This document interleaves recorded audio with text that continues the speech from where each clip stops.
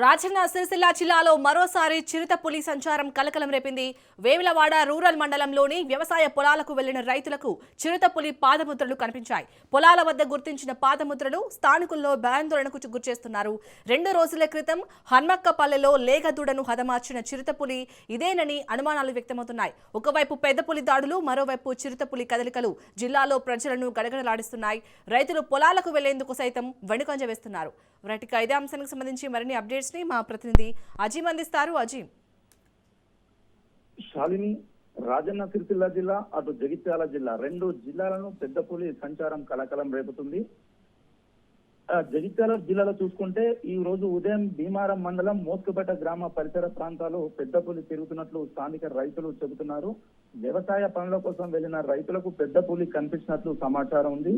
మైసమ్మ గుడి సమీపంలో పెద్దపులి పాదముద్రలను అటవీశాఖ అధికారులు గుర్తించారు. వెంటనే అప్రమత్తమైన అధికారులు ఆ ప్రాంతాన్ని పరిశీలించి గ్రామస్తులకు హెచ్చరికలు జారీ చేశారు.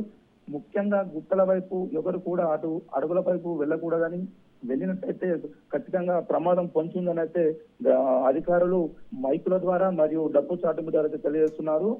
మోత్కురపేటతో పాటు సమీప గ్రామాల ప్రజలు భయాందోళనకు గురవుతున్నారు. రాత్రి వేళల్లో బయటకు రాకూడదని, పశువులకు సురక్షిత ప్రదేశాల్లో కట్టివేయాలని అధికారులు సూచిస్తున్నారు. అటవీ శాఖ సిబ్బంది పులి కదలికలపై నిఘా పెట్టి గాలింపు చర్యలు చేపడుతున్నారు. అయితే వారం రోజులుగా ఇటు రాజన్న సిరిసిల్ల జిల్లా, అటు జగిత్యాల జిల్లాలో పులి సంచారం అయితే ఉన్నది. రాజన్న సిరిసిల్ల జిల్లాలో మొదలైన ఇల్లంతకుంటలో ఒక రైతుకు చెందిన పశువులను అయితే దాడి చేసి చంపినట్టు ఆల్రెడీ అధికారులు నిర్ధారించారు. మరోవైపు 2 రోజుల క్రితము వేములవాడ రూరల్ మండలం హన్మక్కపల్లిలో కూడా అక్కడ 2 రోజుల క్రితం రైతుకు చెందిన లేగదూడపై దాడి చేసి పులి హతమార్చిందని అధికారులు స్పష్టం చేశారు. మరి ఈ వేములవాడ రూరల్ మండలం నుండి 2 రోజుల క్రితం జరిగిన ఈ యొక్క చిరుతపులి దాడి జరిగిన వెంటనే మళ్ళీ ఈ రోజు ఉదయం జగిత్యాల జిల్లా భీమారం మండలంలో మళ్ళీ చిరుతపులి కలకలమైంది.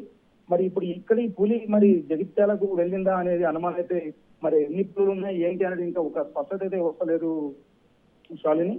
మరి ఇప్పుడు ఈ విషయాన్ని తెలుసుకున్న వేములవాడ శాసనసభ్యులు ప్రభుత్వ విప్ ఆది శ్రీనివాస్ గారు ఇప్పుడే అధికారులతోని, అటవీ శాఖ అధికారులతోని మాట్లాడి మరి దీనిపై చర్యలు తీసుకోవాలి, ఏంటి పులులపై మరి ప్రజలకు ఎలాంటి ఇబ్బందులు కలగకూడదు, మరి అటవీ ప్రాంతాల ఉన్న గ్రామాలపై మరి రాత్రిపూట ఉదయం పూట రైతులు వెళ్తుంటారు, మరి అక్కడ ఎలాంటి ప్రజలైతే భయాందోళనకు గురవుతున్నారు, వారిపై మరి ఎలాంటి ఇబ్బందులు కలగకుండా అని చెప్పేసి ఇప్పుడే ఆది శ్రీనివాస్ గారు అయితే అధికారులతో మాట్లాడిన సమాచారం ఉంది.